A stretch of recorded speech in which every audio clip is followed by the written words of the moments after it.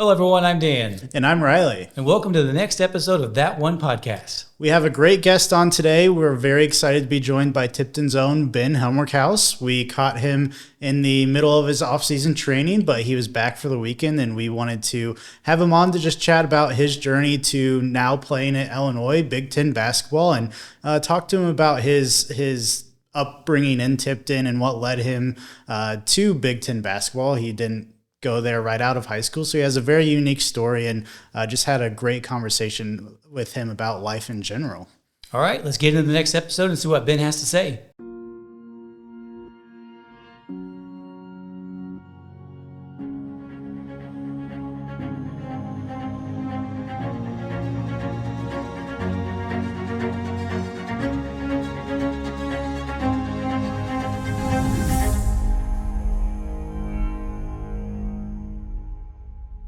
Welcome back to another episode of That One Podcast. I'm happy to be joined by Ben Humrichous. Ben, how are you doing today? I'm good. Thank you guys for having me today.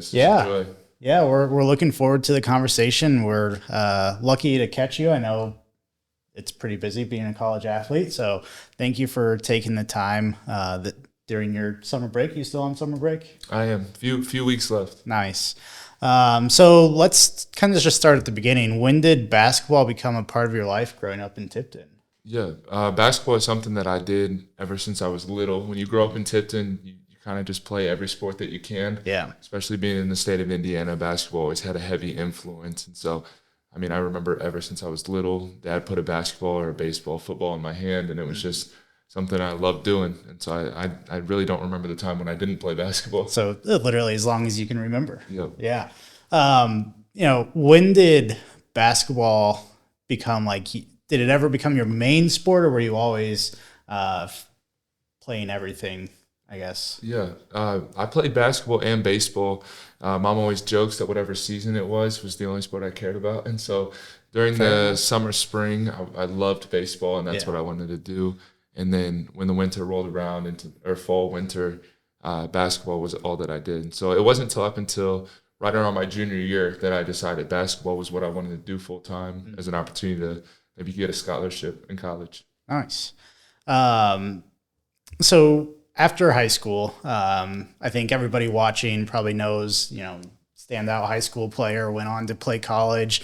People take pride in you being out of Tipton, but your path to, Big Ten basketball wasn't traditional. You didn't go there right out of high school. Can you kind of talk me through that process of what it was like starting at a smaller NAIA school? Yeah, absolutely. So when I came out of Tipton, my goal was to continue to just play basketball. Mm-hmm. So I had a few scholarship opportunities to small NAIA schools, and it was just an opportunity for me to play basketball in order to pay for my schooling, and so then I could go to college and not have to carry the financial burden so much. And so then out of high school, I decided to go to Huntington University to pursue mathematics. It was what I wanted to do. It was the journey I wanted to take, and then eventually, after a few years, I just continued to grow in the game of basketball, and I started growing connections and stuff like that. And I knew I wanted to play Division I basketball. So then I left Huntington after graduating with my degree in mathematics, and I went to the University of Evansville for a year and had a really fun season. In all three schools that I've been in, I've been around great people who just love the game of basketball but love the people they're around. And after my year at Evansville, I knew that I had an extra year of eligibility due to COVID, and so then I decided I wanted to transfer again to see if I could play it at a higher level. Nice. So, you graduated, 3 years from Huntington then? Yes. Yeah, talk about that. I mean, everybody knows, college athletics, it takes a lot, but to be able to still graduate with a degree in 3 years is very impressive, and, something that you see a lot of negative feedback out there about college athletes just going to play sports and not actually focusing on the schooling side of it. Yeah. You hear a lot of stories about kids where the sport is all that they do. Mm-hmm. That's just what always makes the headlines. Yeah. I got the opportunity to go to a small school where most of the kids that were there were playing their sport really to pay for their school. So there's actually many more stories of kids. My story especially, when I was at Huntington, I went to go study mathematics. And so I had a great education from Huntington University. I was surrounded by a great staff. of people that helped me do both. And that's actually a big story. And so you get the big headlines of kids where that's not a serious deal. Yeah. But for the majority, education is something that that the sports, even the coaching staffs and stuff take very seriously. Yeah, I mean, the stats out there about like, what is it, 1% of college athletes actually go play pro. So like if you're not actually going for a degree too, what are you doing after your college athletics career? So what's school been like since graduating with a degree and then transferring to 2 other schools? Are you still full-time enrolled? What's that been like for you? Yeah. So once I left Huntington, went to Evansville, I started in a second bachelor's degree in statistics and data sciences. And so what happened, that was just my passion beyond mathematics. I love analytics. I love it, especially in sports. And so that's what I wanted to do. But what happened is after I knew I was going to transfer to kind of chase a higher route, I kind of had to put that to the side just because I needed something that I could finish in a year. Mm-hmm. So while I was at the University of Illinois, I went into their master's program and started a degree in recreation, sports, and tourism, which would be along the sports management program. Yeah. Is where that would be the undergraduate level. Okay. Whatever. So I got a master's degree, enrolled full time, and then now this next year I'll be getting a business certificate in business analytics. Wow, impressive. So being from Tipton, what does it mean to really call Tipton your home now that you've been? I don't want to say people get stuck in Tipton, but there are a lot of people that watch and listen to this that, Tipton's their home. They don't really branch out too much. What has it been like for you to still call Tipton home after branching out and, going to Evansville, going to Huntington, and now even Illinois? Yeah, everywhere I go, as I've been at Illinois, I just continue to be proud of the place that I came from. One of the ways that I've experienced this is I've continued to go places. I've always had my steady base of people from home that have just been a huge support. And so I'm proud of the city I grew up in. I'm proud of the people I grew up around. And ultimately it's by the grace of God that I've had such a great influence, a great background upbringing just because of the place that I grew up in. Yeah. You mentioned, that support. How has the community shown up for you over the years? Obviously your family is a big part of that, but beyond just family and close friends, how's the community kind of backed you? Yeah. I would say through the highs and lows, I've always known that the people were there supporting me. So through some of the highs, like when I've been playing in big arenas or big games, I've had a lot of friends show up. A lot of people from the community that were willing to reach out and say, "Hey, Ben, we're coming. Just want to say hello, support and rooting you on." And then even through the lows, like my mom tells me about a bunch of people that just reach out to my family and how can they support myself and my journey, and how can they just come alongside and be a help to wherever they can. That's awesome. So when people ask where you're from or you're making that first introduction, they're trying to learn more about you and they hear Tipton. Most people outside of Central Indiana probably haven't heard of Tipton. So what do you tell them about Tipton? What makes it your home? Yeah. I tell them it's a small town north of Indianapolis. It's a place where community is the biggest importance. It's a group of people that have loved on one another, that have taken what we've been given, worked really hard to help it grow, and then have just loved on one another with what we have. And so I'm proud of where I grew up and the people that I've been with. And so community is always what I tell them. Yeah, that's awesome. Outside of school and athletics and everything you've done, you've also kind of started a brand, you have started a brand called Prove God Right. What inspired that? What, wanted you to start this brand or even just promote the word of God in the platform that you have, being a D1 college athlete? Yeah.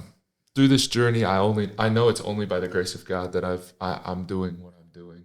It's because of His grace that I'm able to even step out on the court and play with strength or play confidently and do stuff. And so through this journey, I never wanted it to be so much about me, but I have a platform and an opportunity now where I get to share the name of Jesus, share the ways that He's freed me in this life, the ways that He gives me the strength and the grace that comes only through His sacrifice. And so there's a whole story kind of on Instagram or on my Instagram that allows people to understand where the term came from. That it's ultimately, why would I want to go all this life proving man wrong, being a kid from a small town, going against statistics? Why would I want to do that when I could prove God right? Yeah. And so it's an opportunity for me to use my platform, to use what God's given me, to share the name of Jesus, and to just, I love the opportunity that I get to talk and encourage the youth that the sports we play, the different gifts that we have are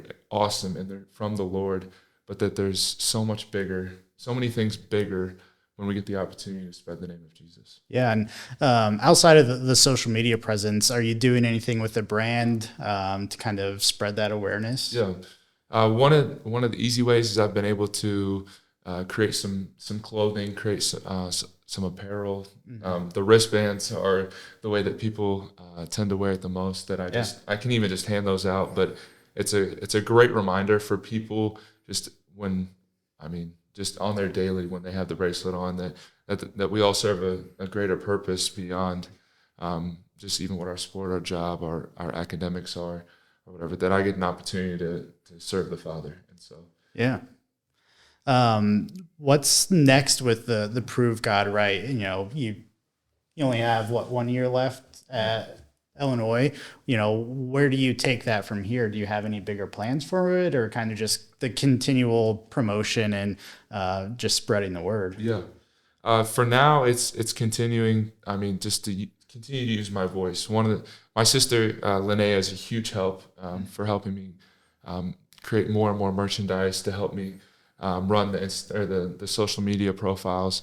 But one of my dreams is that this steps away from Ben's story and can become, it is a universal story, but having more either student athletes or students that are able to share their stories to where this becomes a brand that becomes recognizable, not because of what Ben has done, but what God is doing in the lives of people. And so I'm hoping to continue to get more people on board. And I've even seen the way my family, the way people in Champaign, Tipton, Indianapolis, all the places that I've been, the way that they've surrounded this and supported it, that I would love to just continue on in that pattern. Yeah. So you mentioned your sister. One of your brothers, Noah, was actually our intern. So you have a very creative family. Do you have any of that creative side in you?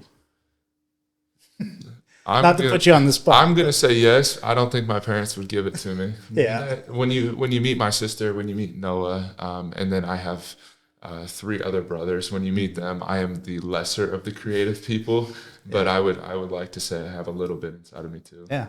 You created Prove God Right. So, that takes some creativity coming up with, but yeah, it's your entire family. I had a blast working with Noah the past year. It's incredible talent behind the camera. So, very creative family. But looking back on your journey so far, growing up in small town Tipton, being from Tipton and branching out, what are you most proud of over the years? I want to continue to give God the glory for what he's doing in my life, but a lot of what I've done requires a lot of discipline and honestly a lot of faith and failure, or faith through failure. Yeah. And so when I look back on being a kid from Tipton, going to Huntington, Evansville, Illinois, I've failed a lot. I truly have. But continuing to stay disciplined and to have big faith through the failure is what I would be proud of. And I only know it's God who gives me the strength and the determination to do that. But I'm incredibly blessed to be in the position that I'm in, and I know that there's a lot of kids that are incredibly disciplined and don't get to do what I've been able to do. And so I know it's not me. Yeah. I know that I've worked hard and done a lot of really great things, but I know it's not me. Yeah. So you mentioned, the young athletes that maybe from small towns like Tipton. What advice would you give them?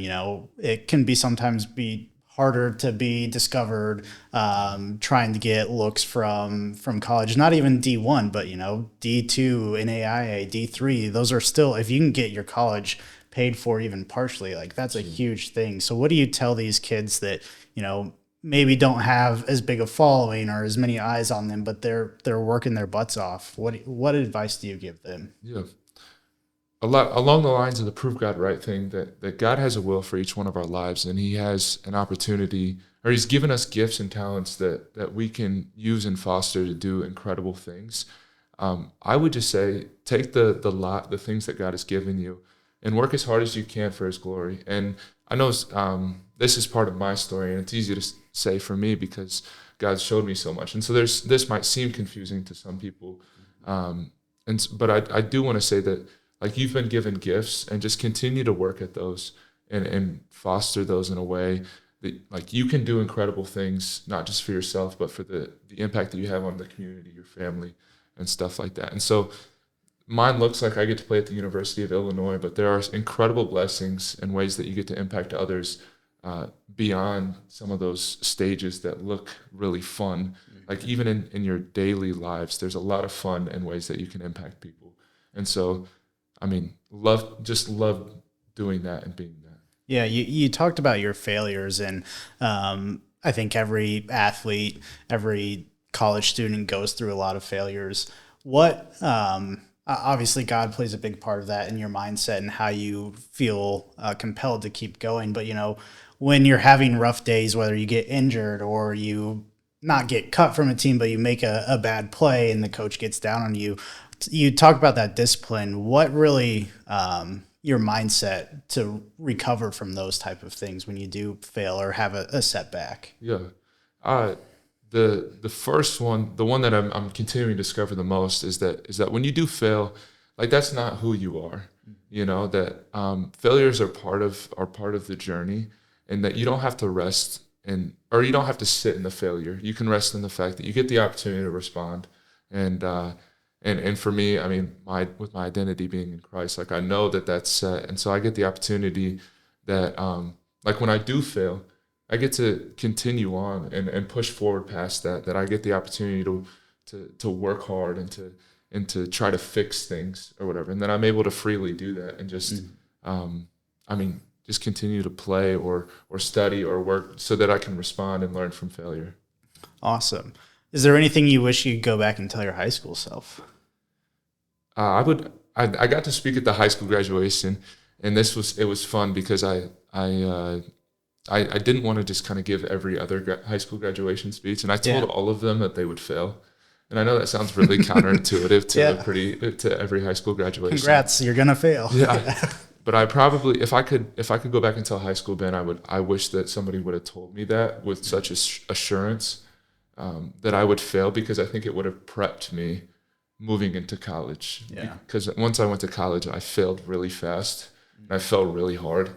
And I think that having that understanding would have given me probably a stronger foundation moving forward. And so you always hate to tell a kid he's going to fail, but I think that I learned a lot from that. No, it's a valid point, because, like, even I didn't play anything in college, but just that first semester of college, it was like I was out on my own for the first time, and, schooling didn't really take a front seat when I went to college, and, my first semester grades reflected that. And it's like, I got a wake up call at the end of semester one. It's like, where do I go? Where do I go? What do I do from here? So, I didn't have somebody at my high school graduation say, you're going to fail. And I wasn't even thinking about failing. I was just thinking about, I'm off on my own and it's college. So, it's great advice. And, looking at your time at Tipton, what's kind of your one favorite memory of high school or basketball or anything? Yeah, I don't want to, like, ruin the question, but, like, and I don't want to be the stereotypical, like, there wasn't the one. We had so many fun things. Yeah. Like, if I can remember back, I feel like I had 4 years of at Tipton High School, and then however many years before that, like, of just being around a lot of really great people. Mm-hmm. When I told my dad that I was coming on the podcast, we got to reminisce on some of the people that made such an impact in my life, whether it was teachers like Miss Weaver or Miss Day. And I know I can name people for on and on. Yeah. And I don't want anyone to think that I missed them. But, like, even coaches like Coach Bagley, who was such an impact, Coach Smith, who were such impacts on me and my development, my confidence. And then I even just had great friends that were just hard workers, people that fit the Tipton stereotype, that just loved people, worked incredibly hard. And so I was blessed to walk out of Tipton High School with a determination and a work ethic that was only fostered because of the people that I was around. Just the people that showed exactly who I wanted to be in their daily lives. That's awesome. We're going to do a couple rapid fire questions here. All-time favorite gym you've played in so far? I'm going to say the State Farm Center at Illinois. I think that's the right answer. But Gainbridge, playing with Pacers play is really fun. We got to play where the Bucks play. But then like on the road, Michigan State's probably been my favorite gym. Yeah. Tough one to play in though? Very tough. Yeah. Yeah. You played in Assembly Hall last year? I played in Assembly Hall last year. Very fun game for an Illinois fan, not so much for an Indiana fan. Yeah, fair. What's your pregame hype song or routine? What is the minutes leading up to tip-off look like for you? Yeah. So I don't work well as a guy who drinks like 2 energy drinks. When I'm super amped up, I don't play well. Yeah. So I'm actually, most everything that I do is to calm myself down. Actually, if you catch me pregame, I probably have a book in my hand, and my music is probably an instrumental, some worship song, or like Isaac and I joke, like some indie folk. Okay. I'm so backwards from how everyone else does it. I mean, everybody has their own thing. So yeah, I was the opposite. I was, had to get pumped up and had some loud music blasting, but everybody has their different routines. So, if when it's all said and done, looking at your journey, what's the thing that you want people to really take away from it, right? You are a standout in the Tipton community. I know you're very humble about it. You wouldn't necessarily say that about yourself, but people do look up to you, and they followed your journey, and you've been a big success coming out of Tipton. But what's the one thing you want people to remember about it all? Yeah, I think that I would want to be known someone who was faithful, first of all, to the Lord, faithful to what he has given me, but also faithful to the people that he was around. Somebody that continued to love and care for the people that that gave so much to who Ben is today. Somebody who walked around with humility. That was I tell everybody I'm the kid that grew up in Tipton. Yeah. I wanna always have that mindset that I'm a hometown kid, a kid that loves the community, and a kid that just would love to tell how many people how much he owes them, just because of the impact they had on his life. Yeah, that's awesome. So you have 1 year left, right? Is this your final year Final officially? year. Yes. Right? After No 6 more years, they're not going to let me go back. Yeah. So what's next for Ben? Yeah. Not putting pressure on, but what does after college look like for you? Yeah. So I get 1 more year to play at the University of Illinois. My decision to come back was that I want to continue to chase playing in the NBA. I think that's a dream that every kid has, awesome. But as it's continued to become more real in my life, I felt that Illinois was the best place to help me with that. So I get to go back, hopefully chase the NBA. I want to play basketball as long as I can. Yeah. And I joke with mom until somebody tells me I can't anymore.